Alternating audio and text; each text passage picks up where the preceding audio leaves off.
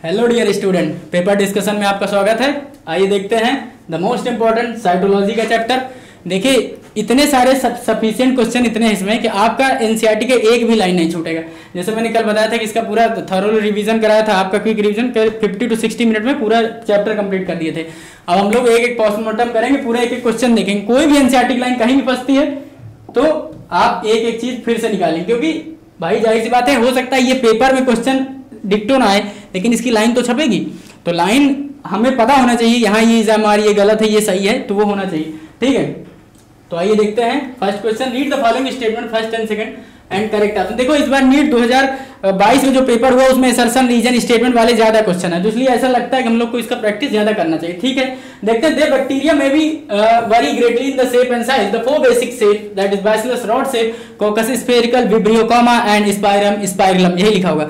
ठीक है, आगे देखिए the basic shape of the bacteria bacillus rod like spherical, यहां तक तो सही है, लेकिन यहाँ पे ओनली लिख दिया, यानी 3 ही टाइप का बता रहा है, जबकि आपके एनसीईआरटी में लिखा है कि 4 टाइप का होता है। तो basic shape of the bacteria are bacillus rod like coccus spherical and vibrio comma shape, यानी इसमें एक छूट गया है, एक छूट गया, तो ये ओनली ना लिखता तो 4 होते, क्योंकि ये कह रहे हैं केवल 3 प्रकार का होता है, तो इसलिए ये गलत है। असर्शन सही है, मतलब स्टेटमेंट फर्स्ट सही है, सेकंड इनकरेक्ट है। ऐसा कौन सा आंसर होता है? तो ऐसा होगा B, statement first is correct and statement second is incorrect, A answer.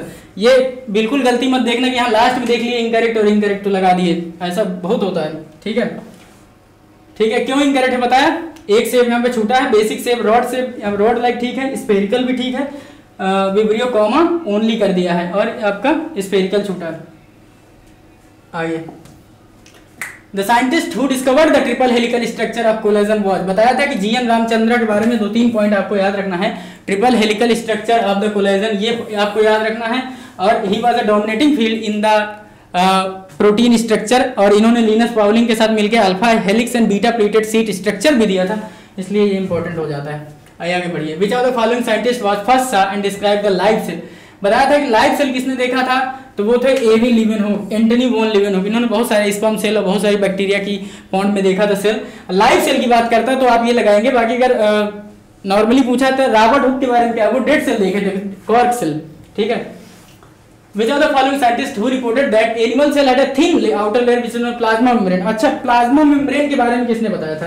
तो ये याद रखिए, 2 साइंटिस्ट थे आपके। 1838 में मैथिन स्लाइडेन जो जर्मन के बॉटनिस्ट थे, और 1839 में आए आपके स्वान साहब, टी स्वान। ये क्या थे? जूलॉजिस्ट थे, ब्रिटिश के जूलॉजिस्ट थे। इन्होंने, अब दोनों ने अपना अपना अलग अलग कंट्रीब्यूशन दिया था। तो स्लाइडेन ने बताया था कि प्लांट की बॉडी होती है, बनी होती है सेल और सेल के प्रोडक्ट से, यही चीज बताया इन्होंने। स्वान ने भी बताया, प्लांट और एनिमल दोनों को बताया, और इन्होंने प्लाज्मा मेम्ब्रेन के बारे में बताया और सेल वॉल के बारे में भी बताया था, तो इसलिए कंफ्यूजन मत होना। प्लाज्मा मेम्ब्रेन के बारे में आएंगे आपके स्वान। ठीक है, which of the following scientists who concluded based on the studies of plant tissue that presence of cell wall is a unique character of the plant cell। अब आपको पता है कि जो बॉटनिस्ट होगा वो भाई इसका बताना चाहिए। भाई बॉटनिस्ट कौन थे? स्लाइडेन थे, लेकिन ना बच्चा ये आपका presence of cell wall unique feature है, ये बताया था आपके स्वान ने। ये इनके बारे में आप याद रखना। ठीक है, which of the following scientists who proposed the hypothesis that bodies of animal and plant, देखो ये भी फिर फंसा दिया, प्लांट एंड एनिमल दोनों के लिए कौन बताया था? तो वो थे स्वान। ठीक है, यही आपको 2-3 पॉइंट याद रखना। देखो इसके बारे में क्या याद रखना? Plant and animal body are composed of cell and product of cell, ये बताया था स्वान ने। प्लाज्मा मेम्ब्रेन के बारे में बताया था स्वान ने, और सेल मेम्ब्रेन के बारे में भी बताया था स्वान ने। तो फिर स्लाइडेन ने क्या किया? स्लाइडेन ने सिर्फ इतना कहा कि प्लांट बॉडी डिफरेंट टाइप के सेल के मिलकर बनी होती, बस इतना स्लाइडेन के बारे में याद रखिए। 1838 और इनका 1839, कहाँ के थे? ये जी, बस हो जाएगा सही। The cell theory was formulated by, cell theory किसने दिया था? तो मैथिस स्लाइडेन एंड स्वान दोनों ने मिलकर दिया था। लेकिन अगर यही पूछता है कि सेल थ्योरी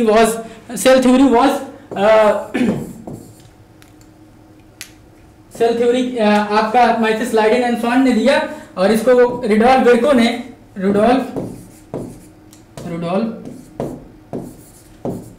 ने मॉडिफाइड किया था। रुडोल्फ वेर्को ने मॉडिफाइड किया था। तो मॉडिफिकेशन के बारे में नहीं पूछ रहा है, केवल यहाँ पे लिखा है कि फॉर्मुलेटेड बाय, तो इसलिए आंसर डी जाएगा। Which of the following is a carotene and xanthophyll pigment containing plastid. Carotene और ज़ैंथोफिल कंटेनिंग पिगमेंट कौन सा होता है? तो chroma is a for colour, तो क्रोमोप्लास्ट में भी होता है, और आपका कैरोटीन एंड ज़ैंथोफिल, और कुछ कैरोटीन जो होते हैं कैरोटीन पिगमेंट आपके क्लोरोप्लास्ट में भी पाए जाते हैं, तो इसलिए डी आंसर लगाएंगे। polar molecule require a carrier protein of the membrane to facilitate their transport across the membrane as the polar molecule cannot pass through the non-polar lipid bilayer। देखिए S J Singer and GL Nicolson 1972 में जब fluid mosaic model दिया था तो उसमें बताया था, सबसे एक्सेप्टेड फ्लूइड मॉडल था यही, और उसमें बताया था कि ये प्रोटीन जो ये आपकी पूरी लिपिड की बाइलेयर होती है ये इस तरह डिजाइन होती है कि polar head toward outer side, यानी पोलर हेड बाहर की तरफ लगे रहते हैं और टेल टुवर्ड इनर साइड, क्या टेल टुवर्ड इनर साइड होता है। देखो ऐसा अरेंजमेंट होता है लिपिड बाइलेयर में, ओवरऑल बाइलेयर ऐसा अरेंजमेंट होता है।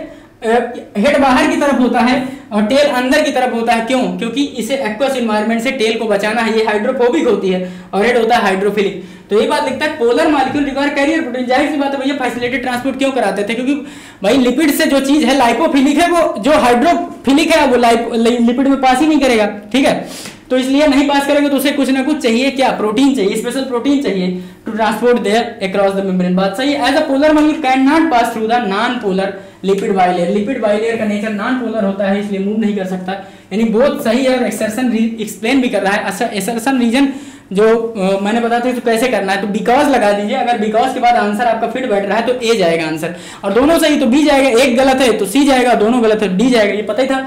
तो बिकॉज लगा, पढ़ते हैं जरा। Polar molecule require a carrier protein of the membrane to facilitate the transport of the cross the membrane. क्यों चाहिए? Because as a polar molecule can not pass. क्यों? क्योंकि लिपिड की बाइलेयर नॉन पोलर होती है इसलिए नहीं पास कर सकता। बिकॉज लगा के पूछा है इसलिए आपने ए लगा दिया। अगर दोनों बिकॉज पे नहीं होता तो बी लगाते हैं। आइए next. Which of the following scientists first explained the cell divide and new cell are formed from? यही बताया था मैंने। रुडोल्फ विर्को ने बताया था कि भैया सेल कैसे एराइज होते हैं। Cell arises from pre existing cell that is ओमनी सेलुला ई सेलुला। ठीक है, हर चीज लिखना थोड़ा सा भी संभव नहीं क्योंकि पेपर जल्दी जल्दी कराना है, टाइम भी आपके पास कम है और नीट की जर्नी बहुत पास है, पढ़ते रहिए। Who modified the hypothesis and so on. भाई किसने बताया? रुडोल्फ विर्को 1855। रुडोल्फ विर्को आंसर लगाएं। Which of the following statement first answer choose the correct option? Cell also vary greatly in the shape. They may be disc-like, polygonal, columnar, cuboidal, thread-like, even irregular. सही है। The shape of the cell wall cell varies with the location they are found. थोड़ा सा यहाँ पे mistake हुआ है शायद। वही भांत के सेल होते हैं और ये भी आप एक कॉन्सेप्ट में डाल दीजिए दिमाग में कि cell modifies their shape according to the function they perform. Cell अपने आप को उस आकार में ढाल लेते हैं जैसा वो फंक्शन परफॉर्म करते हैं। जैसे हम एक एग्जांपल लेते हैं आपका नर्व सेल। नर्व सेल क्यों लॉन्ग हुआ? क्योंकि उसको क्या कराना भैया, सिग्नल का ट्रांसमिशन कराना, इसलिए सबसे लॉन्गेस्ट सेल होती है आपकी nerve cell that is 90 centimetre. तो ये कह रहे हैं कि लोकेशन के आधार पर सेल अपने आप को मॉडिफाइड करती नहीं, फंक्शन के आधार पर। ये बात एनसीईआरटी में लिखती है। तो असर्शन स्टेटमेंट फर्स्ट करेक्ट है और सेकंड जो है इनकरेक्ट है। Statement first is correct and second is incorrect. आइए आगे बढ़ते हैं। देखिए this is a plant cell. Plant cell का दिखाया गया है इंटरनल। तो अब इसमें हमें एक एक चीज देखना है। What is D? डी क्या है? डी बच्चे क्लोरोप्लास्ट है। क्या है क्लोरोप्लास्ट? ए क्या है? ए राइबोसोम है। बी क्या है? B this is your B, this is plasma membrane. और सी क्या है? ये सी सेल वॉल है। बस इतना मिल गया आंसर। देखिए डी क्लोरोप्लास्ट, ठीक है, B ribosome, C cell wall, D plasma membrane और ई नंबर पे ई दिखाया गया है, ये आपकी गोल्जी बॉडी दिया है। तो आंसर तो बी ही जाता हुआ दिखाई दे रहा है। फिर भी देख लेते हैं। डी को क्लोरोप्लास्ट कह रहे हैं, ठीक है। ए को राइबोसोम कह रहे हैं, बी को सेल वॉल कह रहे हैं ना, सी को सेल वॉल कहेंगे इसलिए गलत हो गया। ए को क्लोरोप्लास्ट कह रहे हैं, डी को क्लोरोप्लास्ट, ए राइबोसोम सही है, सी जो सेल वॉल है ना, बी सेल वॉल है, ई इज अ क्लोरोप्लास्ट ना, डी क्लोरोप्लास्ट है। तो सारे ऑप्शन इसी तरह से इलिमिनेट होते हैं और बी आंसर जाएगा। बाकी लेबलिंग तो बता ही दिया यार, ये क्लोरोप्लास्ट है और ये आपका गोल्जी बॉडी है सबसे ई ये वाला, तो उस तरह तो आप लगाई दिए। ओमनी सेलुला ए सेलुला किसने दिया? रुडोल्फ विर्को ने। किसने दिया? रुडोल्फ विर्को 1855 में, ठीक है। What is the drawback of cell theory proposed by Schleiden and Schwann? क्या ड्रॉबैक था स्लीडन एंड स्वान का? Not explain about the function of cell, not explain the structure of the cell, not explain about the origin. Origin के बारे में ये नहीं बता पाए स्लाइडन एंड स्वान, यानी इनकी सेल थ्योरी को मॉडिफाइड किया किसने? रुडोल्फ विर्को ने, और बताया कि omnis cellula e cellula concept के थ्रू, यानी ऑल सेल या new cell arises from pre existing cell. नए सेल जो पुराने सेल हैं उन्हीं से एग्जिस्ट होते हैं। जाहिर सी बात है सेल डिवीजन और सेल उन सब प्रक्रिया से डिवीज करते हैं, इसलिए इन्होंने ओरिजिन के बारे में नहीं बताया था, यही इनका ड्रॉबैक था, ठीक है। What is the following scientists remind the large number of the plant and observe that all plant are composed of different kind of cell which form the tissue of the plant. देखो अब सीधा सीधा सिर्फ plant और plant की बात चल रही है, इसलिए अब की बार आंसर आपका जाने वाला है स्लीडन। आ जाओ भाई, स्लेडन, ठीक है। और उनके बारे में, स्वान के बारे में जो जो है वो आप याद रखना, क्योंकि आप कंफ्यूज होते हो। तो स्लेडन होंगे आंसर इसके, क्योंकि इसमें लिखा है लार्ज नंबर ऑफ प्लांट देखा, और प्लांट मिलके बने होते डिफरेंट काइंड ऑफ सेल्स, अभी बताया था, तो इसलिए आंसर स्लेडन जाएगा 1838, ठीक है। Which are the following feature of modern cell theory.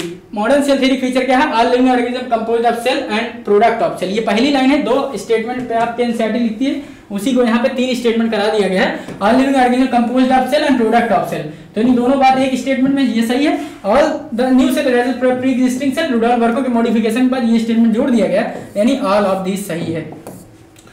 Non membrane bound organelle कौन कौन से होते हैं बच्चा? तो मैंने बताया था कल आपके रिवीजन में कि ribosome non membrane bound organelle है, और इसके साथ साथ आपका सेंट्रियोल, एनिमल सेल के अंदर सेंट्रियोल भी नॉन मेम्ब्रेन बॉडी है, और एक्सक्लूजन बॉडी एक्सक्लूसिव प्रोकैरियोट में पाया जाता है आपका कौन? इंक्लूजन बॉडी, ये भी नॉन मेम्ब्रेनस बाउंड है। तो सेंट्रियोल याद रखना, सेंट्रियोल या सेंट्रोसोम लिख देता कभी, सेंट्रियोल और इंक्लूजन बॉडी और राइबोसोम ये कैसे होते हैं? नॉन मेम्ब्रेनस होते हैं। बाकी आप याद रखना डबल मेम्ब्रेनस का, डबल मेम्ब्रेनस कौन है? माइटोकॉन्ड्रिया एंड क्लोरोप्लास्ट, उसके बाद जो मिल जाए वो सिंगल मेम्ब्रेनस है, ठीक है। Which of the cell ribosome are found in on, कहाँ पे पाया जाता है? Within the cell, cell के अंदर कहाँ पाए जाएंगे? साइटोप्लाज्म में, आरईआर में भी पाया जाता है। जाहिर सी बात है आरईआर इसलिए पढ़ा, रफ एंडोप्लाज्मिक क्यों पढ़ा? क्योंकि एंडोप्लाज्मिक रेटिकुलम के ऊपर ग्रेनुलर लाइक स्ट्रक्चर अगर हम बिखेर दिया जाए जैसे इसमें, तो ये रफ दिखाई देगा, यानी खुरदुरा दिखाई देगा due to presence of ribosome. तो वहां भी पाया जाएगा, माइटोकॉन्ड्रिया में भी पाया जाता है, क्लोरोप्लास्ट में पाया जाता है। D answer. मैंने कल बताया था कि mitochondria and chloroplast are semi autonomous cell organelle because they can synthesize protein. इनमें डीएनए और इनका खुद का राइबोसोम होता है, ये सेमी ऑटोनॉमस होते हैं। जबकि 70s राइबोसोम होता है इन दोनों में, और आपके प्रोकैरियोट में भी 70s होता है। 70s 2 सब यूनिट से मिलकर बना होता है, 50 एंड 30, और जबकि आपका यूकैरियोटिक का 80s होता है आपका 60 एंड 40। बोलिएगा नहीं। आइए, concentration of the and another material significantly higher in the vacuole than in the cytoplasm, ठीक है। in the plant chloroplast facilitate the transport of number of ion against the concentration gradient। एक ऐसी छोटी जगह that is vacuole, वहां पे against the concentration gradient काम होता है, और उसकी मेम्ब्रेन को हम लोग क्या कहते हैं? टोनोप्लास्ट कहते हैं। ये बात सही है। और आपका ये वैक्यूल जो होता है वो 90% कवर करता है, ये स्पेस 90% स्पेस कवर करता है आपके प्लांट सेल का, और शेप ऑफ सेल मेंटेन होती है ड्यू टू वैक्यूल। और एक बात याद रखना, मैंने बताया था कि प्लांट की सेल हो, भले प्लांट की सेल हो, लेकिन जब आपका भयंकर डिवीजन हो रहा है मेरिस्टेमेटिक कंडीशन के अंदर, सेल वॉल ये आपका वैक्यूल इतना डेवलप नहीं होता है, ठीक है। वही एक एक्सेप्शन है, बाकी प्लांट सेल के अंदर सेल वॉल पाया जाएगा, और एनिमल सेल में एब्सेंट होगा सेल वॉल और वैक्यूल, ये सब नहीं होते, एनिमल सेल के अंदर नहीं होते, ठीक है। Read the following statement and choose the correct option. Bacteria cell are exclusively motile, not exclusively motile नहीं होती, ठीक है। दे आर थिन, पढ़ने नहीं। Bacteria cell range in the number and arrangement of flagella. Bacteria पहले ये पढ़ाया जाता है भैया, अरेंजमेंट और उसके आधार पर बहुत सारे अलग अलग होते हैं, ट्रोफोलोकस पता नहीं, और बहुत सारा जानना ही नहीं ना यार, क्या करना तुम्हें, लेकिन स्टेटमेंट सही है। Bacteria flagella is composed of 3 part, 3 part होते हैं, filament, hook and basal body. Filament, hook and basal body 3 part होते हैं। Filament is the longest portion. Filament कैसा होता है? लॉन्गेस्ट पोर्शन होता है। आगे पढ़िए, बेसल बॉडी से लॉन्गेस्ट पोर्शन, फिलामेंट बड़ा होता है भाई, ये गलत है। तो first and fourth are incorrect, यानी सेकंड थर्ड करेक्ट है, second third is correct, while statement first and fourth are incorrect. Answer B जाता हुआ दिख रहा है। आइए आगे बढ़िए। Which of the following is a non membranous bound organelle found in animal cell only. देखा, केवल एनिमल सेल में कह रहा है, एनिमल सेल के अंदर जो पाया जा रहा है वो है सेंट्रोसोम, और ए मेम्ब्रेनस है, यानी उसमें मेम्ब्रेन एब्सेंट है। अगर राइबोसोम आप लगाते हैं तो ये भैया प्रोकैरियोट और यूकैरियोट में पाया जाता है, यहाँ की इवन प्लांट और एनिमल दोनों में पाया जाता है, इसलिए ये आंसर नहीं जाएगा। साइटोस्केलेटन सपोर्ट के लिए होता है, तो आंसर बी लगाएंगे। रिगार्डिंग स्मॉलेस्ट, देखो क्वेश्चन जहाँ पे रुकने लायक है, जहाँ पे थोड़ा कॉन्सेप्ट है, वहाँ पे रुकना और बताना अच्छा भी है। ये सब तो जल्दी जल्दी होंगे ना। Which are the following correct according to smallest and largest cell. सबसे छोटी और सबसे बड़ी सेल। मैंने तो कल एक एक चीज का डेटा लिखवाया था, कल अगर आपने रिवीजन क्लास देखी तो एक एक चीज का डेटा लिखवाया है कि कौन कितने साइज का होता है। सबसे छोटा होता है वायरस। चलो थोड़ा बात कर ही लेते हैं, जब हो सकता है कोई इस यही देख रहा हो। केवल 0.02 माइक्रोमीटर से लेके 0.02 माइक्रोमीटर का होता है आपका वायरस, ठीक है। ये वायरस की साइज लिखी है। उसके बाद आइए आपका पीपीएलओ। बताया था पीपीएलओ आप भूल जाएंगे कैसे, एग्जाम में ऐसे पीपीएलओ लिखा रहेगा, इसके यहाँ पे पॉइंट रखना और इधर से पढ़ना। ये 0.1 खुद रख रहा है, इसका नाम बता रहा है, तो इसका 0.1 माइक्रोमीटर साइज होती है पीपीएलओ को। निमोनिया, प्लूरोनिमोनिया लाइक ऑर्गेनिज्म इसका फुल फॉर्म है। ठीक है। उसके बाद माइकोप्लाज्मा है, माइकोप्लाज्मा की कितनी होती है 0.3 माइक्रोमीटर, कितनी 0.3 माइक्रोमीटर होती है माइकोप्लाज्मा। उसके बाद लिखा है आपको साइज बताया था टिपिकल बैक्टीरिया का, टिपिकल बैक्टीरिया होती है आपका 1 से 2 माइक्रोमीटर की। वहीं पे जहाँ पे एनसीईआरटी के डायग्राम बना है वहां लिखता है टिपिकल बैक्टीरिया का साइज 1 से 2 माइक्रोमीटर का है, और अंदर लाइन में लिखता है बैक्टीरिया में भी 3 to 5 माइक्रोमीटर, ये भी लिखा हुआ है। ठीक है, ये आप याद रखना, इतना डेटा बैक्टीरिया के बारे में, और इसको याद रखना यहाँ पे आपका माइकोप्लाज्मा दैट इज 0.3 माइक्रोमीटर। ठीक, तो ये इसके बाद बताया था कि ह्यूमन आरबीसी कितनी साइज की होती है 7 माइक्रोमीटर की होती है। आपका यूकैरियोटिक सेल 10 से 20 माइक्रोमीटर का होता है।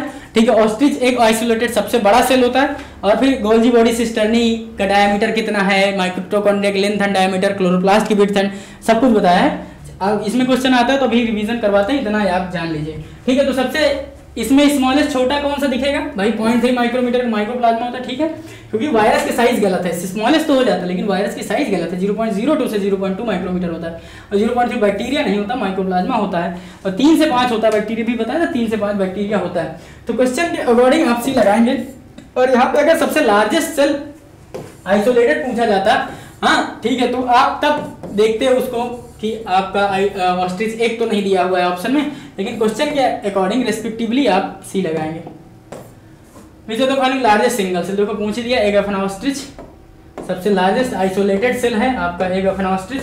ठीक है, 160 gram. Which of the following cell है 7 माइक्रो, बताया था अभी आरबीसी की सेल जो होती है ह्यूमन की वो होती है 7 माइक्रोमीटर की, और इन्यूक्लिएटेड होती है, न्यूक्लियस नहीं होता है। क्यों? क्योंकि बहुत सारा हीमोग्लोबिन उसके अंदर भरना है। इंक्लूजन बॉडीज क्या करती है, रीजन मटेरियल फॉर प्रोकैरियोट होती है। मीजोसोम इनवेजिनेशन, प्लाज्मा मेम्ब्रेन के इनवेजिनेशन से बनता है। ठीक है, क्या काम करता है, एनालॉगस टू माइटोकॉन्ड्रिया है। ठीक है, गैस वैक्यूल पाए जाते हैं blue green purple sulphur bacteria में।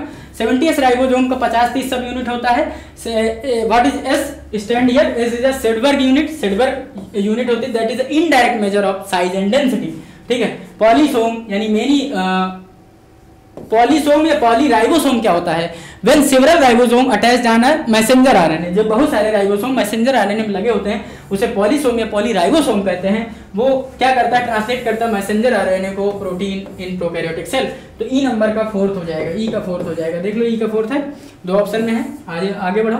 ए का क्या लगवाया था, ए का 4th, ए का ये 5th नंबर, ए का 5th, सी आंसर जाने वाला है। और देख लो बी का 3rd है क्या, बी का 3rd है। ठीक है, सी का 1 है क्या, सी का गैस वैक्यूल 1 है। ठीक है, डी का 2nd लगाया क्या, डी का 2nd, सब सही है। देख लो सी है।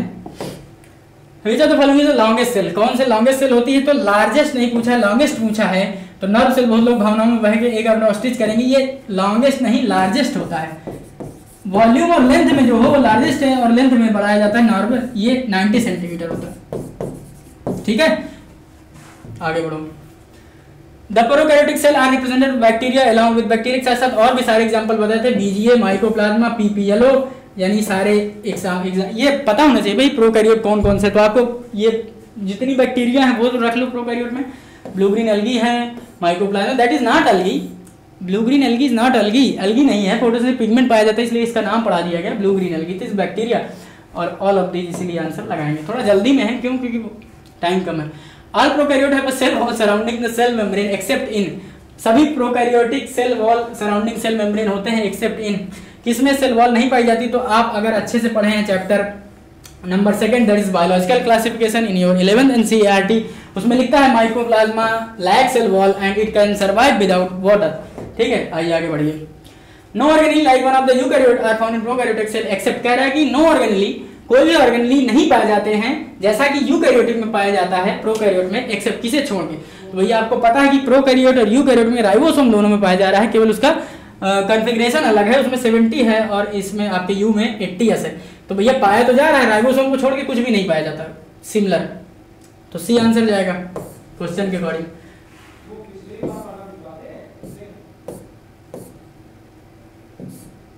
A specialized different form of cell membrane called the characteristic of which is essential in folding up, बताया था भी मीजोसोम माइटोकॉन्ड्रिया की तरह फंक्शन परफॉर्म करता है प्रोकैरियोट में, और ये इनफोल्डिंग या कह सकते हैं आप इनवेजिनेशन ऑफ सेल मेम्ब्रेन से मिलकर बना होता है। इनवेजिनेशन यार इसकी मॉडिफिकेशन हो जाती है, इनवेजिनेट हो जाती है, धंस जाती है, इन्वेजिनेशन ऑफ सेल मेम्ब्रेन से मिलकर बना होता है आपका मीजोसोम। तो आंसर जाएगा C. Most prokaryotic cell particularly the bacteria cell have a chemically complex cell में cell consist of tightly bound. कितने स्ट्रक्चर होते हैं बेटा? 3 लेयर्ड स्ट्रक्चर होता है, 3 वॉल लेयर स्ट्रक्चर होता है। सबसे आउटर मोस्ट आपकी glycocalyx, then plasma membrane, then glycocalyx, then आपका cell wall, then plasma membrane. 3 layer होती है। ग्लाइकोकैलिक्स में आपका स्लाइम लेयर और ये सेल एनवेलप आपका कैप्सूल स्लाइम लेयर अगर है, और एक होती है टफ जो कैप्सूल कहती है, ठीक है। तो 3 लेयर स्ट्रक्चर हो गए। Mitochondria are power house of the cell, ठीक है। They produce cellular energy in the form ATP, ADP, सही है। माइटोकॉन्ड्रिया कैसा है? Power house of the cell है, बिल्कुल सही है। Cellular energy AMP, ADP, mostly तो एटीपी की फॉर्म में बनाता है, but mitochondrion plant can also form NADP, तो इसलिए आंसर हम ले सकते हैं ए आंसर, ठीक है। Read the following statement regarding the typical prokaryote, identify how many statement is correct. There is a no well defined nucleus, किसके बारे में पूछ रहे हो भाई? प्रोकैरियोटिक, ठीक है। वेल डिफाइंड न्यूक्लियस नहीं होता, बात सही है। The genetic material basically naked होता है, not enveloped by nuclear movement, ये भी सही है। In addition to genomic DNA, single chromosomal circular DNA, bacteria have a small circular DNA outside the genomic DNA, सही है। These smaller DNA are called plasmid, का है, इन्हें प्लाज्मिड कहते हैं, ठीक है। Plasmid DNA confirm certain unique phenotypic character to such bacteria, जैसे रेजिस्टेंस ऑफ एंटीबायोटिक के खिलाफ बनाता है इस plasmid. One such character is resistant to antibiotic, antibiotic वो होता है। Plasmid DNA is used to monitor bacteria transformation in foreign DNA. सारी बातें सही लिखी हुई हैं। एक्चुअली क्या है, ये जब आप जेनेटिक्स पढ़ेंगे तो इसके बारे में आप बहुत अच्छे से पढ़ेंगे, plasmid and what is the function of plasmid in bacteria. अभी मोटा मोटा जान लो। ये इसलिए होता है कि भैया बहुत सारे हमें एंटीबायोटिक से रेजिस्टेंट बैक्टीरिया बनानी, बहुत सारे प्रोडक्ट चाहत भरा जीन बनाया जाता है, डिजायरेबल जीन, तो बायोटेक में आप इसको अच्छे से पढ़ेंगे प्लाज्मिड के बारे में। Bacteria can be classified in 2 group, gram positive and gram negative on the basis of. देखिए, ग्राम नाम के साइंटिस्ट थे जिन्होंने स्टेनिंग प्रोसीजर के आधार पर बैक्टीरिया को 2 भागों में बांटा, एक को कहा ग्राम पॉजिटिव, एक को कहा ग्राम नेगेटिव। क्यों?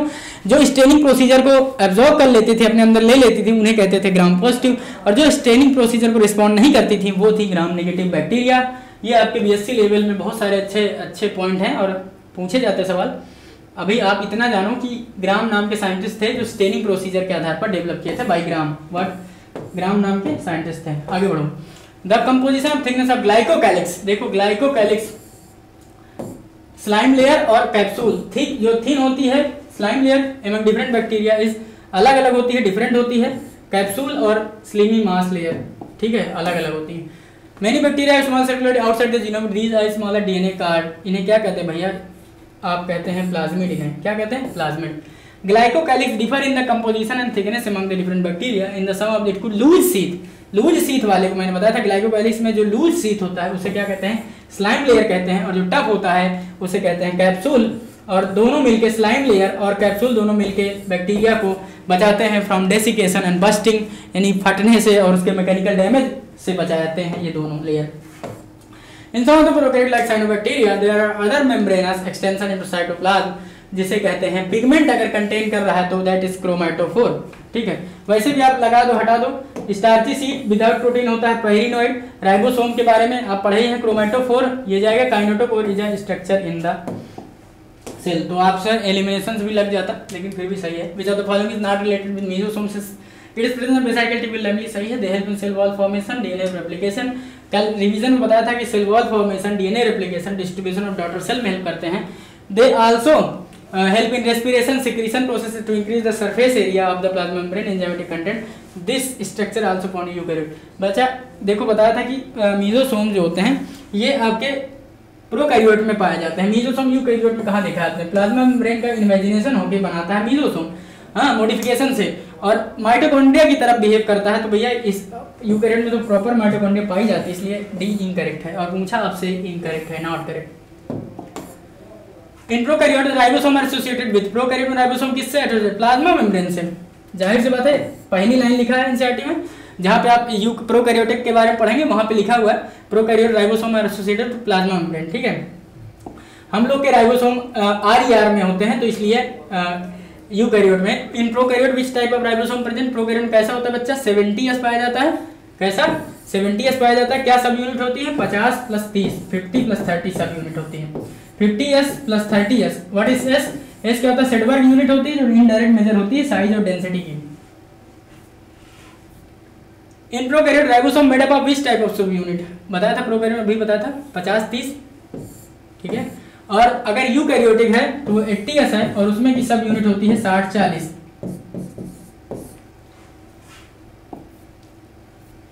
पॉलीराइबोसोम पॉलीसोम कैरेक्टरिस्टिक फीचर होता है। पॉलीराइबोसोम पॉलीसोम दोनों में पाया जाता है, प्रोकैरियोट यूकैरियोट। जब इसको पढ़ेंगे आप MBI molecular basis of inheritance में, तो अलग अलग मेथड से कैसे कैसे प्रोटीन का सिंथेसिस होता है। सिवरल मैसेंजर आरएनए के अंदर, सिवरल मैसेंजर आरएनए के अंदर अगर राइबोसोम बहुत सारे लगे हैं ढेर सारे, उसे पॉलीराइबोसोम या पॉलीसोम कहते हैं, ठीक है। Which are the following is the function of ribosome? क्या राइबोसोम क्या करता है? रफ एंडोप्लाज्मिक रेटिकुलम आरईआर के साथ ये प्रोटीन की सिंथेसिस कराता है। और अगर राइबोसोम एब्सेंट है एंडोप्लाज्मिक रेटिकुलम में, यानी वो दिखेगा स्मूथ, और स्मूथ एंडोप्लाज्मिक रेटिकुलम का फंक्शन होता है आपके लिपिड और स्टेरॉयडल कंपोनेंट बनाने के लिए, लिपिड और स्टेरॉयडल कंपोनेंट बनाता है एसईआर। और आरईआर का फंक्शन होता है जो राइबोसोम इसके ऊपर लगा होता है आरईआर, ये प्रोटीन की सिंथेसिस करता है और साथ में करता है secretion. Protein synthesis and secretion is a function of this. तो ये पूछा है विच फंक्शन ऑफ राइबोसोम का क्या है? लाइपोजेनेसिस, लिपिड का बनाना नहीं, लाइपोलिसिस नहीं, प्रोटियोलिसिस नहीं, प्रोटीन को तोड़ देना होता है प्रोटियोलिसिस, इसलिए सी आंसर हुआ। और विथ आरईआर मतलब एंडोप्लाज्मिक रेटिकुलम के साथ बनाएगा, ठीक है। Reserve material in prokaryote cell are stored in the cytoplasm in the form of, किसके फॉर्म में होते हैं भैया? Inclusion body. और इंक्लूजन बॉडी कैसे होते हैं? ए मेम्ब्रेनस होते हैं, मेम्ब्रेन इनमें भी नहीं होती है। गैस वैक्यूल कहाँ पाए जाते हैं? तो gas vacuole blue green bacteria में भी, green photosynthesis, purple photosynthesis bacteria सब में। Cell is a fundamental structure and functional unit, सही है। Anything less than a complete structure of cell does not ensure independent living. कह रहा है कि cell is a fundamental and structural unit of living organism, सही है। मान लीजिए ये सेल है, अगर इसको आधा कर दो तो ऐसा कोई सेल एग्जिस्ट करेगा जो हाफ सेल हो? तो कंप्लीट एक स्ट्रक्चर सेल का होना चाहिए। आपको पता है यूनिसेलुलर भी एग्जिस्ट करते हैं, less than a complete structure ensure नहीं करता है इंडिपेंडेंट। और सेल ही फंडामेंटल स्ट्रक्चर, आपकी बॉडी बिलियंस ऑफ सेल से मिलकर बनी होती है। कैसा ऑर्गेनिज्म है उसके आधार पर नंबर ऑफ सेल वेरी करते हैं, ठीक है। और जैसे आपकी एक बिल्डिंग होती है, बिल्डिंग में ईंट लगी होती है, ईंट से मिलकर पूरा बिल्डिंग बना होता है, उसी तरह आपकी बॉडी बिलियंस ऑफ सेल से मिलकर बनी होती है, यानी this is a fundamental and functional unit of life कह सकते हैं, ठीक है। तो बहुत असर्शन रीजन सही है और एक्सप्लेन भी कर रहा है क्यों भैया कि अगर सेल को हम निकाल दें तो ऐसा सेल से कोई छोटा स्ट्रक्चर एग्जिस्ट ही नहीं करेगा।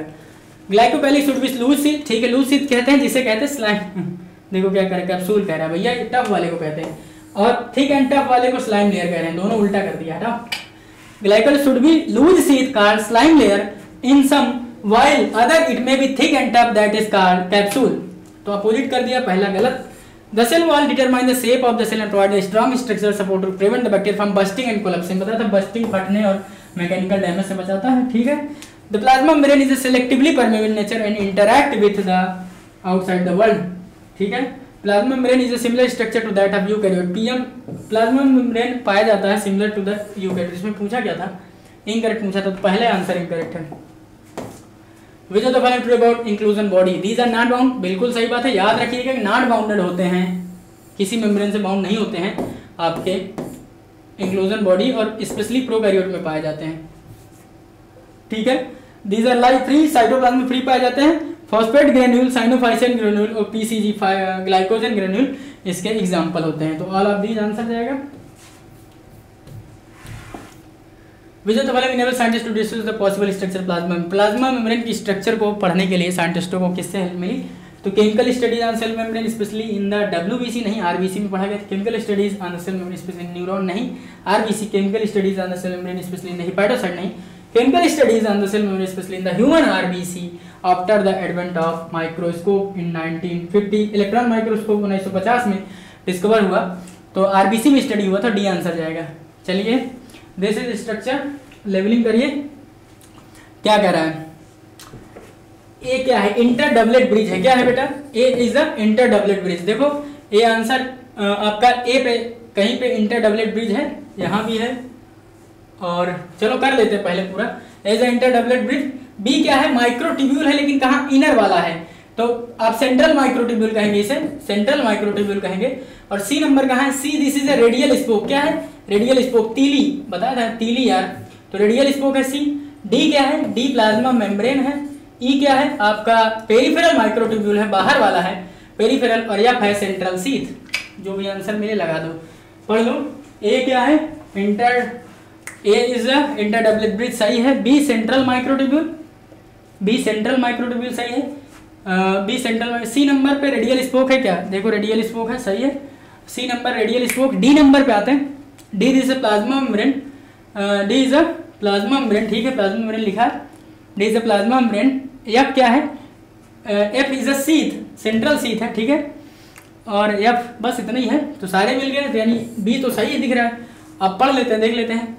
डी सेंट्रल सीथ कह रहा है, गलत कह रहा है, क्यों, क्योंकि भैया प्लाज्मा मेम्ब्रेन है, तो ए काट दो। सेंट्रल सीथ एफ को कह रहा है, ठीक है, आगे बढ़ो। ए को रेडियल स्पोक कह रहे हो बच्चा, ए रेडियल स्पोक है ना हमारा, तो सी रेडियल स्पोक है, सी गलत है। एफ को सेंट्रल सीथ कह रहे हैं, सही है। सी को रेडियल स्पोक कह रहे हैं, सही है। ई को सेंट्रल सीथ कह रहे हैं, ई सेंट्रल सीथ कहाँ है बच्चा, सेंट्रल सीथ तो सी वाला है, सेंट्रल सीथ कौन सा है, ये नंबर एफ है, इसलिए ये भी गलत, तो आंसर जाएगा बी। सारे पढ़ लेते हैं, वैसे भी पूरा लेवलिंग बता दिया था, पेपर तो लोगे ही। Read the following statement regarding the onion peel and human cheek cell and addition which are incorrect, गलत कौन सा, कह रहे हैं onion cell which is a typical plant cell is distinct cell wall, भाई प्लांट सेल है तो cell wall होगा ही, सही है। Cell wall of human cheek has outer membrane as a डेल्मेंट्रिक स्ट्रक्चर, जिसे सेल कहते हैं, सियाटिक लाइन है सीधा। Inside each cell is a dense membrane a bound structure का, जिसे न्यूक्लियस कहते हैं, सही बात है, nucleus. This nucleus contain chromosome which in turn contain genetic material both DNA and RNA, गलत है बच्चा, बोथ डीएनए एंड आरएनए नहीं, केवल डीएनए, आरएनए गलत है, तो पूछा है इनकरेक्ट, यही हो जाएगा आपका, ठीक है। Chemical studies on cell membrane showed that cell membrane is a mainly composed of lipid and protein. The major lipid are phospholipid होती है major lipid, जाहिर सी बात है आपको याद रखना phospholipid. An improved model of the structure of cell membrane which is widely accepted for कब भैया S.J. Singer and G.L. Nicholson बताया था, S.J. Singer and G.L. Nicholson, G.L. भूल जाना, S.J. भूल जाना कोई दिक्कत नहीं, लेकिन सिंगर एंड निकोलसन याद रखना, और डेट में फंसा दिया तुम्हें 1962 के 1972, तो याद रखना 1972। देखो तुम सबसे बेटर होगा कि सब डेट लिख लो। 1831 में रॉबर्ट ब्राउन ने क्या किया, न्यूक्लियस की डिस्कवरी करी। उसके बाद आइए न्यूक्लियन नाम से 1831 के बाद आइए आप 1838 में 1838 मैथिस स्लाइडेन आए, जिन्होंने प्लांट सेल के बारे में बताया, प्लांट के बारे में बहुत सारी चीज़। 1839 में जियोलॉजिस्ट आए स्वान साहब। 1839 के बाद आप इधर ये इसी तरह आप लिस्ट पूरे बनाते जाओ, ठीक है। 1855 रिडोल्फ वर्को आए, कौन आए 1855 में रिडोल्फ वर्को आए। उसके बाद 1855 के बाद आप आ जाओ सीधा 1898 में आए कैमिलो गोल्जी, इन्होंने गोल्जी बॉडी की डिस्कवरी करी, ये पॉइंट आप लिख लो। उसके बाद आप इधर आ जाओ 90s में, 1950 में 1950 में इलेक्ट्रॉन माइक्रोस्कोप की डिस्कवरी हुई, और 55 के आसपास शायद जीएन रामचंद्र का पेपर पब्लिश हुआ 54 में 1954 में, ठीक है। और उसके बाद क्या आपका डेटा और क्या है, 1972 में S J. Singer and G L. Nicolson साहब आए, और 1953 में 1953 में जॉर्ज पलाडे ने राइबोसोम दिया था। हो गया डेटा यार, ऐसे लिख लो एनसीईआरटी में बाहर, क्या ही जा रहा है, तुरंत एक एक चीज रिवीजन। जब मुझे याद हो सकती है तो तुम्हें तो याद हो ही सकता है यार, ठीक है, तुम्हें तो पीसीबी ही पढ़ना है। चलो आगे बढ़ो। An improved model of structure of cell membrane which is widely accepted as fluid mosaic model according to this quasi fluid nature of protein enable the lateral movement, ना फंसा दिया सवाल। देखो quasi fluid nature of protein enable lateral movement, ना quasi fluid nature of lipid enable the lateral movement of the protein within the overall bilayer, ऐसा option जहाँ होगा वो लगाएंगे। The quasi fluid nature of the lipid enable the lateral movement of the protein within the overall bilayer, ये भी answer सही। अच्छा देखो एकदम सिमिलर है, थोड़ा सा घुमाया, प्रोटीन की जगह लिपिड, लिपिड की जगह प्रोटीन, पूरा बदल गया कॉन्सेप्ट, तो इसलिए ये चीज़ बहुत याद रखना। बहुत एनसीईआरटी की सीधी डिक्टो लाइन फंसती है, fluid nature of lipid enable the movement of protein within overall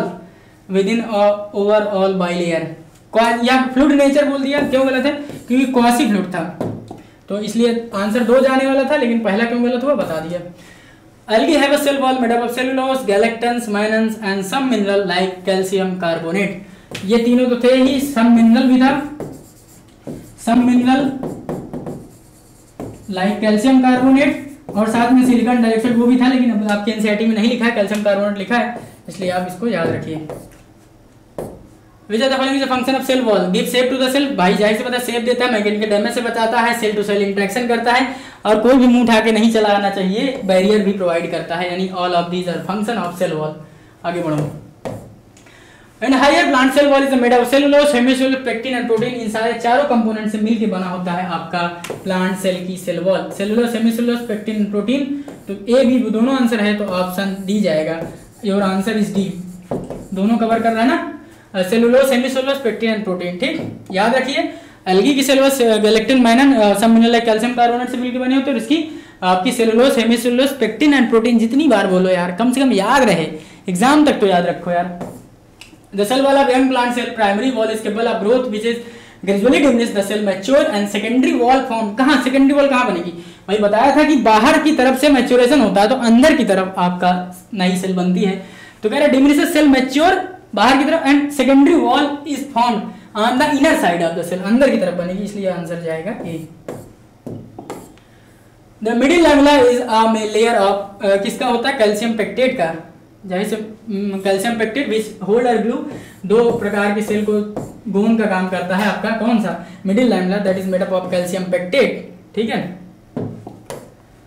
lipid are arranged within the membrane with a polar head toward outer side and hydrophilic tail toward inner side. अभी figure बनाया था, और क्यों करते हैं भैया? क्योंकि tell को हमें बचाना है एक्वस एनवायरनमेंट से, टेल को हमें बचाना है एक्वस एनवायरनमेंट से।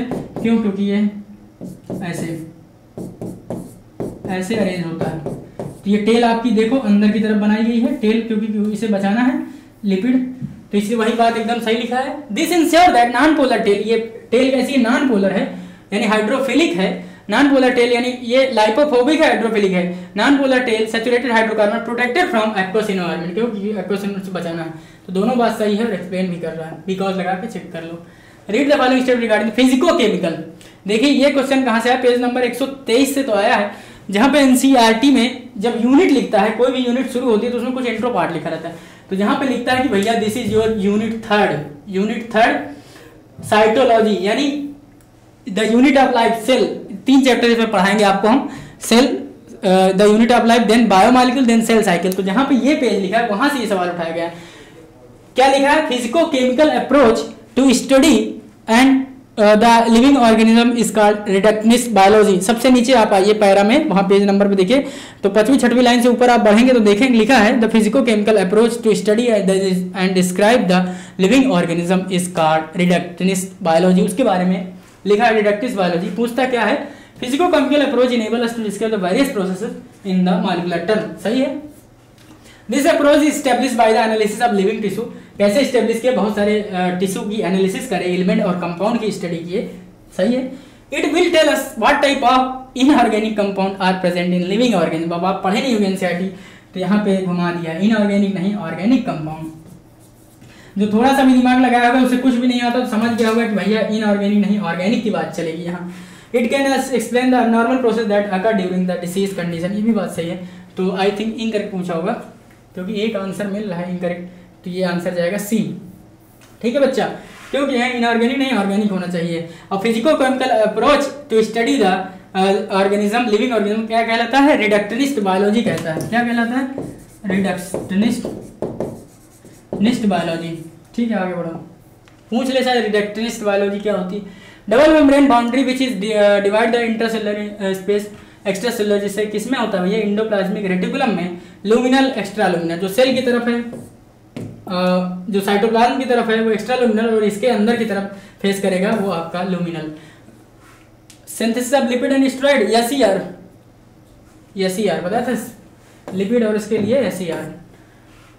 एंडोमेम्ब्रेन सिस्टम क्यों? क्योंकि कुछ ऑर्गेनेली का सिस्टम या फंक्शन कोऑर्डिनेटेड होता है। कोऑर्डिनेटेड फंक्शन होने की वजह से ये एक साथ मिलकर काम करते हैं, that is called endomembrane system. और एंडोमेम्ब्रेन सिस्टम कैसे याद रखेंगे? कौन कौन से सेल ऑर्गन है? तो गर्ल भी बताया था, GERL, Golgi body, endoplasmic reticulum, lysosome and vacuole. GERL भी, this is victory. Golgi body, endoplasmic reticulum, lysosome and vacuole, ये होते हैं, इनका फंक्शन कोऑर्डिनेटेड होता है। जबकि देखा गया कि माइटोकॉन्ड्रिया, क्लोरोप्लास्ट और बहुत सारे ऑर्गेनल का फंक्शन कोऑर्डिनेट नहीं है, तो they are not part of endomembranous system. तो इंक्लूड करते हैं, एंडोप्लाज्मिक रेटिकुलम है, लाइसोसोम एंड वैक्यूल है, गोल्जी बॉडी है, ऑल ऑफ दीज आंसर जाएगा, याद रखना। Which are the following cell organelles protein synthesis secretion RER बताया था। रफ एंडोप्लाज्मिक रेटिकुलम के अंदर राइबोसोम पाया जा रहा है इसलिए रफ है, और वो आपके सिक्रीशन एंड प्रोटीन सिंथेसिस में हेल्प करता है। से कह रहा है बियरिंग राइबोसोम, अब बियरिंग राइबोसोम तो रफ होगा, खुरदुरा होगा, क्यों? क्योंकि कोई स्मूथ सरफेस के ऊपर आप अगर सरसों के दाने रेत के कण डाल देंगे तो उसको जब टच करेंगे तो वो कैसा दिखेगा? वही रफ दिखेगा। और जॉर्ज पलाडे 1953 में बताया था this is a granular structure. बहुत सारे एविडेंस आगे बढ़ो। Trans face of the Golgi body, देखो ट्रांस फेज पूछे, दो फेज। ट्रांस फेज को क्या कहते हैं बच्चा? हम मैच्योरिंग फेज कहते हैं। क्या कहते हैं? ट्रांस फेज देखो कॉनकेव, एक चीज याद रहना, कॉनकेव इसी को कहते हैं ट्रांस फेज, इसी को कहते हैं आप मैच्योरिंग फेज। सब याद कर लो यार, मैच्योरिंग फेज हो सकता है पिछली बार कॉन्वेक्स के वो कॉन्वेक्स में फंसा दे, और अगर कॉन्वेक्स है, अब इसका अपोजिट करते चलो मिल जाएगा आपको। कॉन्वेक्स, कॉनकेव की जगह कॉन्वेक्स, ट्रांस की जगह सिस, फॉर्मिंग की, मैच्योरिंग की जगह फॉर्मिंग फेज, फॉर्मिंग फेज। तो अब आपको आई थिंक आंसर मिल गया। पूछा क्या था? Trans face. ट्रांस फेज देखो ट्रांस में क्या लिखा है? ट्रांस में मैच्योरिंग फेज लिखा है, आंसर चला जाएगा मैच्योरिंग। और अगर फॉर्मिंग होता तो यहाँ पे सिस पूछना चाहिए था, सिस नहीं तो कॉन्वेक्स पूछना चाहिए था। ठीक है। Many protein synthesis in ribosome modified इन, किसमें मॉडिफाइड होती है भैया? गोल्जी बॉडी के सिस्टर्नी में, गोल्जी एपरेटस के सिस्टर्नी में। सिस्टर्नी का डायमीटर कितना था? गोल्जी बॉडी के सिस्टर्नी का डायमीटर था 0.5 से लेके 1 माइक्रोमीटर तक, 0.5 से लेके 1 माइक्रोमीटर का था इनका डायमीटर। ठीक है। और गोल्जी बॉडी ये हो गया इसका। अब अगर आप माइटोकॉन्ड्रिया उठाते हैं तो माइटोकॉन्ड्रिया की जो डायमीटर था वो था आपका 0.2 से लेके 1, एवरेज था 0.5, एवरेज था 0.5। ठीक है। और इसकी लेंथ कितनी थी? ये तो डायमीटर की बात हुई, इसकी लेंथ कितनी थी? 1 से 4.1, 1 से लेके 4.1 माइक्रोमीटर की थी इसकी लेंथ, किसकी? माइटोकॉन्ड्रिया की। और डायमीटर कितना था? 0.2 से 1, एवरेज 0.5। सिस्टर्नी की कितनी थी? 0.5 से लेके 1 तक। सारी डेटा आपको याद होने चाहिए यार, ऐसे ही याद रहेगा तभी एग्जाम में जल्दी होगा, सही आंसर होगा, नहीं गलत करके आओगे। हाँ, और क्लोरोप्लास्ट पूछ लो। क्लोरोप्लास्ट की जो विड्थ है वो 2 से 4 है। कितनी? 2 से 4 माइक्रोमीटर की विड्थ है, और इसकी लेंथ है 5 से 10 माइक्रोमीटर की। पेरी न्यूक्लियर स्पेस 10 से 50 नैनोमीटर का है। बस खत्म हो गया डेटा यार। माइकोप्लाज्मा, माइकोप्लाज्मा कितना होता है? 0.3 बताया था अभी। वायरस 0.02 से 0.2। ठीक है। यूकैरियोटिक सेल 10 से 20, सब बताया। बैक्टीरिया 3 से 5। टिपिकल बैक्टीरिया पूछता है तो 1 से 2 माइक्रोमीटर का होता है। लगा दो आंसर। ए का फोर्थ एक ही में है, सी आंसर पड़ जाओगे।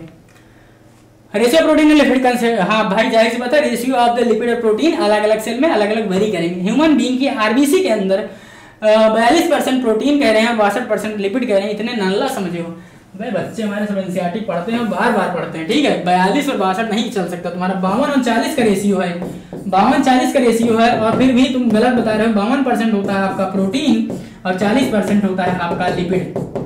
क्यों? मैंने बताया था कैसे याद रखोगे 52 कौन ज्यादा कौन कम। तो भाई किसी भी दुबले पतले आदमी या मोटे आदमी सबको प्रोटीन की आवश्यकता है, लेकिन लिपिड यानी घी, फैट, भाई मोटे आदमी को मना कर दिया जाता है, तुम नहीं लोगे।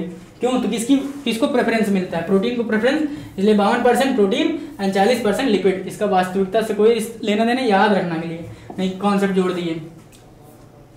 ठीक है, आगे बढ़ो। Which are the following statement, क्या आंसर लगवाया? असर्शन सही, रीजन गलत। ठीक है, सी आंसर जाएगा। आगे बढ़ो। ये देखो 73 number. Cell that have membrane bound called eukaryotic, where cell that lack membrane prokaryote. ठीक है। In both pro and eu semi flat, जिसे साइटोप्लाज्म कहते हैं, जो सेल को ऑक्यूपाइज करता है। ठीक है। साइटोप्लाज्म मेन एरिना होता है, मैंने तो बताया था this cytoplasm is a main arena, या आप कह सकते हैं battle field of metabolism. Battle field of metabolism. जो रिवीजन क्लास होती है वो आपका 1 घंटे के अंदर यानी 40 से 50 मिनट में पूरी खत्म कर दी जाती है, और एनसीईआरटी के एक पॉइंट और एक चीज मैं बोल के पढ़ाता हूँ, तो बेटर होगा कि आप उसको देखें। तो पेपर तो आपको एकदम हलवा लगेगा यार। 40 से 50 मिनट की क्लास में अगर आप एनसीईआरटी रख के थॉरली लेक्चर के साथ देख सकते हो तो ये पेपर तो हवा लगेगा आपको। Various chemical reaction occur it to keep the cell living. ठीक है। बहुत सारे रिएक्शन चलते हैं जिसे मेटाबॉलिज्म कहते हैं। Sum total of all the chemical reaction occurring inside the body is called metabolism. रटे हो। Beside the nucleus of the eukaryotic cell have other membrane, यही फंसा दिया। Beside the nucleus other membrane bound, ठीक, membrane bound बोल दिए हो। और डिस्टिंक्ट स्ट्रक्चर जैसे organelle like endoplasmic reticulum, Golgi complex, ribosome. Ribosome membrane bound नहीं है, ए मेम्ब्रेनस है। ये तो गलत हो गया, लेकिन भावनाओं में जल्दी में कोई पकड़ शायद ही पकड़े। Lysosome mitochondria the prokaryotic cell like membrane bound organelle, prokaryotic cell like करता है, ठीक है। तो एक गलत मिला है, इनकरेक्ट पूछा है तो 1, बाकी सब सही है, देख लेना आप। और क्यों गलत है भैया, राइबोसोम ए मेम्ब्रेनस है, यहाँ तुम कह रहे हो कि सब मेम्ब्रेन बाउंड हम लिखवा बता रहे हैं, नहीं मेम्ब्रेन बाउंड सब नहीं है। With the following site formation, उनकी भावनाएं सही थी कि मेम्ब्रेन बाउंड पाए जाते हैं, जैसा आपके माइटोकॉन्ड्रिया, लाइसोसोम, वैक्यूल, ये सब मेम्ब्रेन बाउंड हैं जो यूकैरियोट में पाए जाते हैं, बात सही लिख रहे थे। लेकिन राइबोसोम भैया ए मेम्ब्रेनस है, जबकि दोनों में पाया जाता है, प्रो और यू में। With the following site formation glycoprotein, glycolipid कौन बनाता है भाई, Golgi apparatus.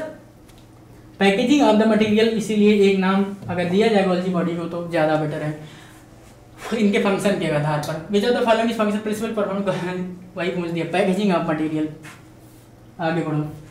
Which of the following is organelle acid hydrolysis enzyme are found, किस में पाए जाते हैं भैया, लाइसोसोम में एसिडिक हाइड्रोलाइसिस। सुसाइडल बैग कहते हैं प्लांट का इसे, क्यों, क्योंकि अगर इसका पीएच 5 से बहुत घट गया, क्योंकि एसिडिक पीएच पे काम करता है, एसिडिक पीएच पे काम करता है ये, और नियर अबाउट 5 होता है पीएच, एसिडिक पीएच होता है, और ये खुद को मार देता है अगर इससे कम पीएच हुआ।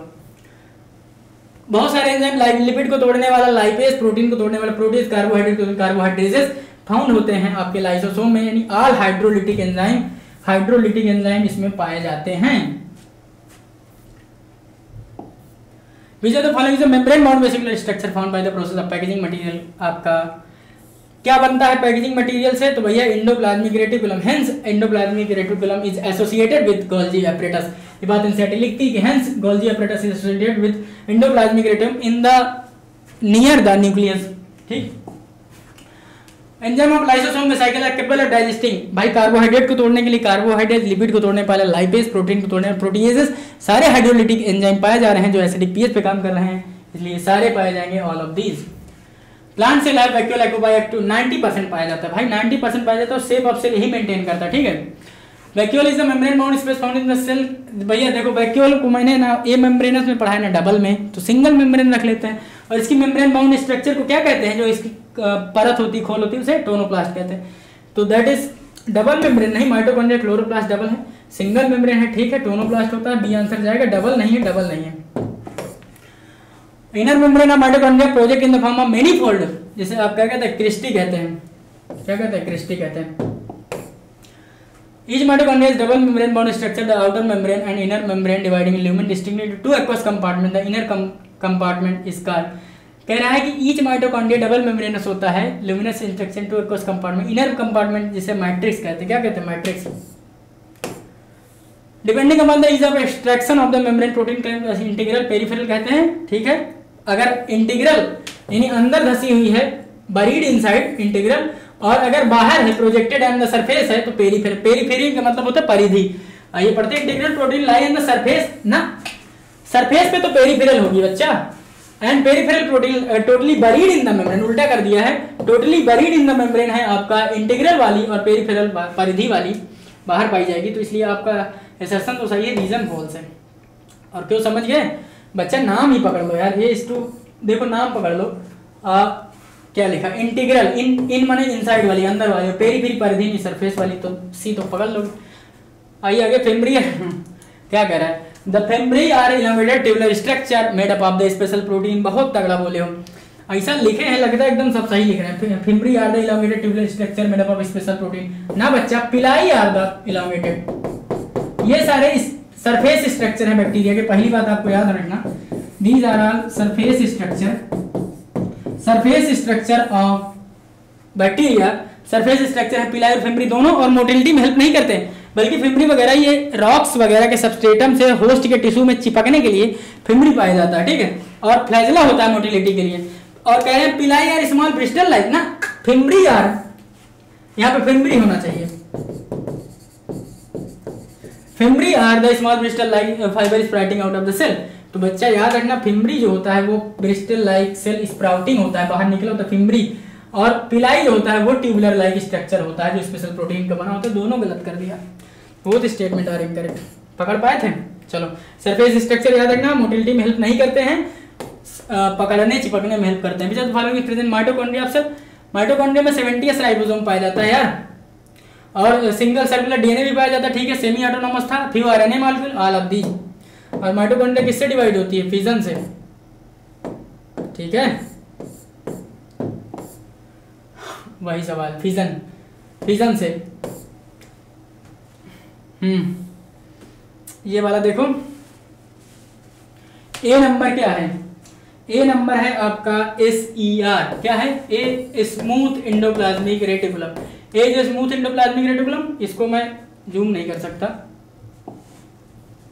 कर सकता है भाई, लेकिन फिर ये डायग्राम फट गया। यहाँ पे ए नंबर देखो दिखाया जा रहा है, ये आपका SER है। अरे हट गया, सवाल ही पलट गया। ये देखिए ASER है, हट यार, ASER है। और बी नंबर क्या है आपका? ASER है, और बी नंबर है आपका इधर, बी नंबर है लाइसोसोम। तो तुम इसमें तो एक ही आंसर आ गया आपका, क्यों? क्योंकि ए को RER कह रहे हैं, ए को RER कह रहे हैं, ए को RER कह रहे हैं। मैंने बताया था ए इज SER, तो ए नंबर SER है, इसमें दिया है केवल SER है ए, ठीक है। बी नंबर वैक्यूल होगा, बी नंबर लाइसोसोम होगा, सॉरी लाइसोसोम है, ठीक है। सी नंबर क्या है? सी नंबर आपका है, सी नंबर प्लाज्मोडिस्मेटा है, ये कनेक्शन दिखाया गया है, this is your plasmodesmatal connection C, ठीक है।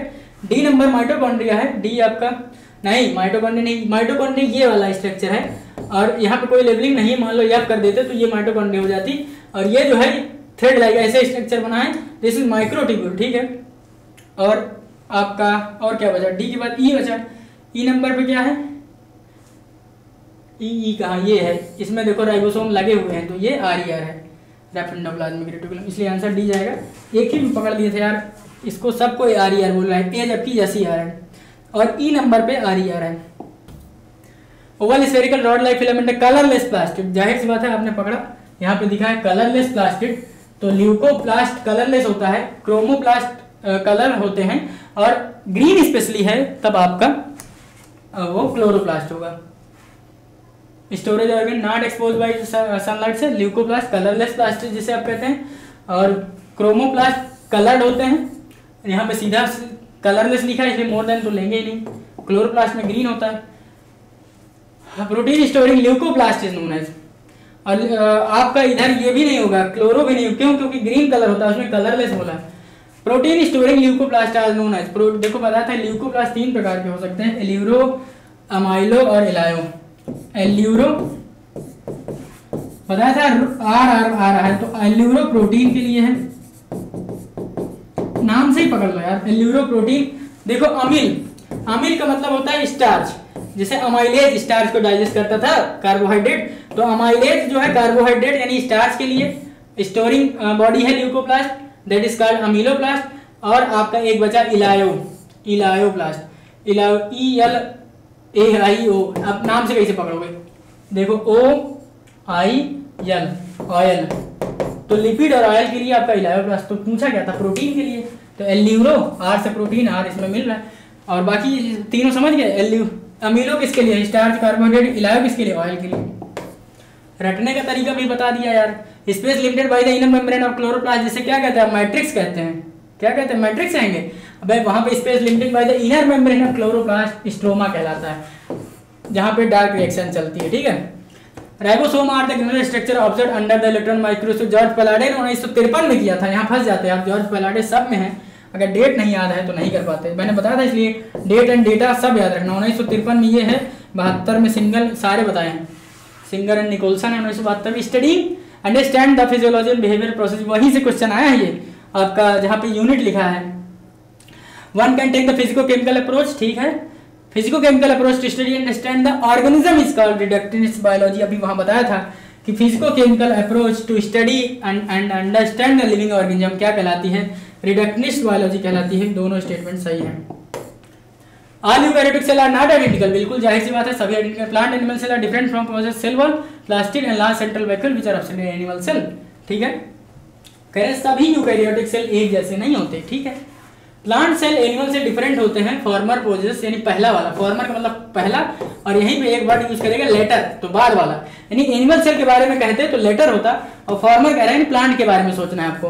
तो प्लांट सेल के पास होता है सेल वॉल, ठीक है, प्लास्टिड होता है, ठीक है, लास्ट सेंट्रल वैक्यूल होता है, ठीक है, जबकि ये सारे एब्सेंट होते हैं एनिमल सेल में, ठीक। और कहता है लेटर बाद वाले के पास क्या क्या है, यानी एनिमल सेल के पास है जो प्लांट सेल के पास नहीं है। पहली बात सेंट्रियोल जो एनिमल सेल के अंदर है इसमें नहीं है, ठीक है, तो सही है, आंसर सही लिखा है, असर्शन भी सही, रीजन भी सही, बोथ आर करेक्ट, बट और एक्सप्लेन भी कर रहा है all produce are not animal because plant and animal are different in the form of position. नहीं यार, एक्सप्लेन तो नहीं कर रहा है, क्यों? क्योंकि भैया ऑल यूकैरियोट्स डिफरेंट नहीं है तो उसके फंक्शन या पोजीशन के हिसाब से अलग अलग लिखते, तो इसको तो मैं आंसर बी लगाऊंगा और बी ही होगा। आगे बढ़ो।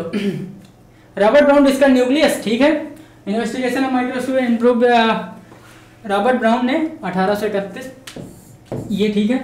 इन्वेंशन ऑफ खोज माइक्रोस्कोप की improvement leading to compound microscope, नहीं इलेक्ट्रॉन माइक्रोस्कोप, किसने खोजा था electron microscope? Knoll Ruska, KNOOL।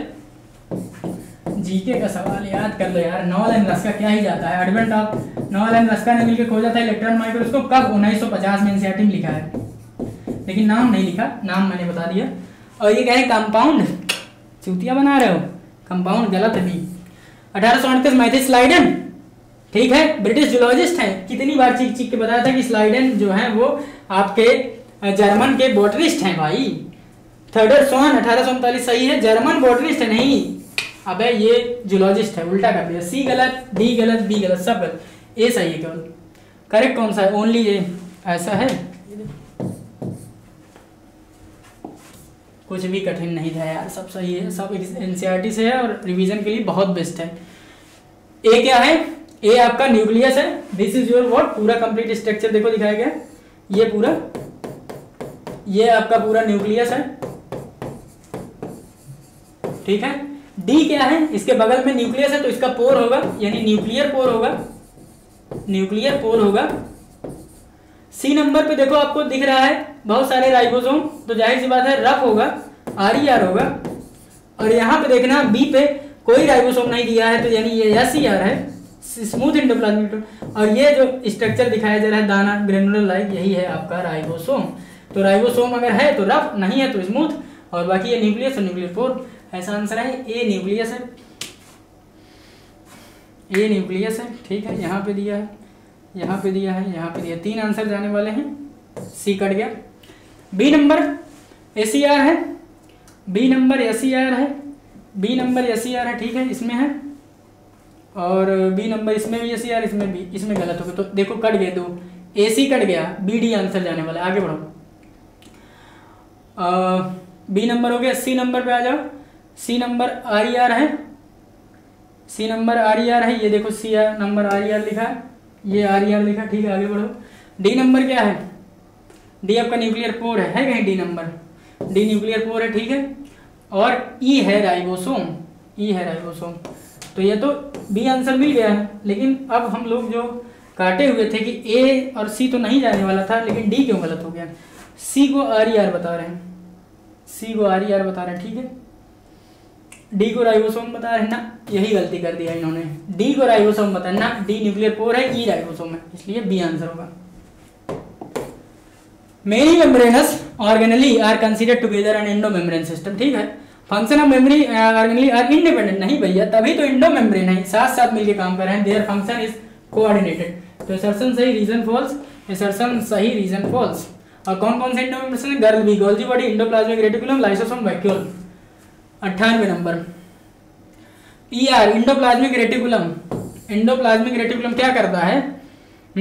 भाई अब इसमें तो बताया नहीं कि स्मूथ है कि रफ है, स्मूथ रफ नहीं, तो इंडोप्लाज्मिक रेटिकुलम सारे फंक्शन है, कौन कौन से? प्रोटीन के सिंथेसिस RER के थ्रू, और लिपिड का और स्टेरॉइड का सिंथेसिस बाय SER, तो दोनों ले लो, कहीं ऐसा है ऑप्शन में site option lipid and protein, ठीक है।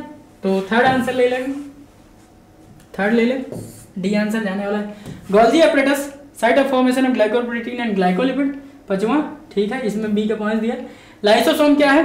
लाइसोसोम हाइड्रोलाइसिस एंजाइम पाए जाते हैं, proteases, lipases and carbohydrases, acidic pH पे काम कर रहे हैं, suicidal bag of the cell कहा गया। Mitochondria, mitochondria, chloroplast, chromoplast, mitochondria site for aerobic respiration, second, ठीक है। ई नंबर प्लास्टिड का क्या है? क्लोरोप्लास्ट, क्रोमो एंड ल्यूकोप्लास्ट, ठीक है, तो डी आंसर जाएगा। All organism are composed of cell, ठीक है। Some are composed of single cell and call pro, नहीं सिंगल सेल और उसके आधार पर प्रो यू थोड़ी बताया था भैया हमने सिंगल सेल, तो यूकैरियोट में भी सिंगल सेल होते हैं। कौन भैया, फंजाई में ले लो आपका ईस्ट है यूनिसेलुलर, और पूरा पूरा आरएस विटेकर के क्लासिफिकेशन में अगर मैं छोड़ दूं मोनेरा को, तो protista, fungi Plantae Animalia, protista तो पूरा यूनिसेलुलर यूकैरियोट से भरा पड़ा है, तो सेल सिंगल सेल को प्रो कहेंगे नहीं, ऐसा कुछ नहीं, यूकैरियोट भी होते सिंगल सेल, तो इसलिए ये गलत है। स्टेटमेंट फर्स्ट सही है, statement both statement are correct, नहीं statement A is correct, B is incorrect, तो आंसर जाएगा ए, ठीक। Which of the following is not explain by the theory for Schleiden and Schwann ने क्या नहीं बताया था, not explain by cell theory, cell theory से क्या नहीं पता चला था हमें, bodies of plant are composed of cell, product of cell, Schleiden ने बता दिया था, bodies of animal are composed of cell, ये जूलॉजिस्ट ने बता दिया था, तो दोनों बातें बता दी है। How cell arises from new cell, नया सेल कैसे बनता है ये नहीं बताया था, किसने बताया था बच्चा, रुडोल्फ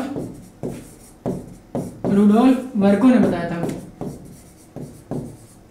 रुडोल्फ वर्को ने बताया था, ठीक है, रुडोल्फ वर्को ने बताया था कि how new cell arises, concept दिया था ओमनी सेलुलर ई सेलुलर, all cell arises from pre existing cell, 1855 खत्म हो गया शायद। अब हाँ, it's all about your 100 question, ठीक है। तो एनसीईआरटी की each and every line cover करने की कोशिश की गई है पेपर के थ्रू, और जो भी नहीं लिखा था मैं बोल दिया था क्या डिस्टिंक्शन था, कैसे पढ़ना है, कैसे याद करना है, वो सारी चीज़ें देखो, डेट एंड डेटा रिवाइज कर लो, कितना किसकी साइज है एक तरफ लिख लो, और कौन सी ईयर में कौन के क्या कंट्रीब्यूशन साइंटिस्ट का, तो वो देख लो, जी.एन. रामचंद्रा के बारे में बता दिया तो वो देख लो, बाकी चैप्टर के अंदर ये सारे पेपर मोर देन सफिशिएंट है। अगर नीट में एनसीईआरटी से क्वेश्चन आता है 99.9%, अगर एनसीईआरटी से आया तो सेम सारी चीज़ें मैं आप कहोगे तो मैं दिखा दूंगा, इसी में से रहेंगी, और जो रिवीजन कराते हो तो एनफ है, पेपर भी एनफ है आपके प्रैक्टिस के लिए, तो पढ़ते रहिए, नीट का पेपर आ रहा है, ठीक है।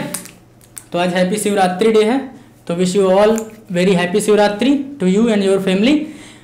महादेव की भक्ति करिए, ठीक है, पढ़ाई भी करिए साथ में, भगवान ये नहीं कहते कि सिर्फ आप भक्ति करिए, भजन करिए, मंदिर जाइए, घूमिए तब आपका सिलेक्शन होगा, ऐसा कुछ नहीं है। जो पढ़ रहा है तो भगवान को पता है कि भैया जो मेजर फंक्शन है, जो मेजर काम है वो बच्चा कर रहा है, ठीक है, तो भगवान को भी याद करना चाहिए, ऐसा कुछ नहीं कह रहा हूँ, ठीक है, याद करते रहो लेकिन पढ़ते रहो, जो मोस्ट इंपॉर्टेंट काम है, ठीक है।